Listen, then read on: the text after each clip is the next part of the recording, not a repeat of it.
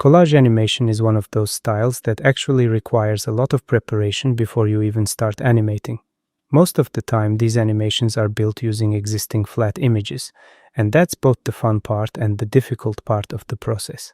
The reason it gets complicated is because every single object we want to animate has to be separated into pieces first. Anything that's going to move needs to exist on its own individual layer.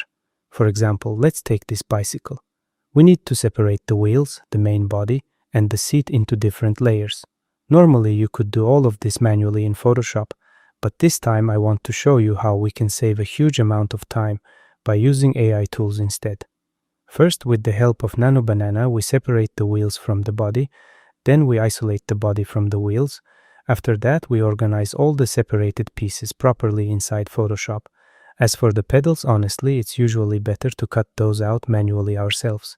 In the next lessons, I'll show you how to properly separate any parts you want inside Photoshop. Now look at this. Every single layer we need is finally here. And what that basically means is that every one of these parts can now be animated independently.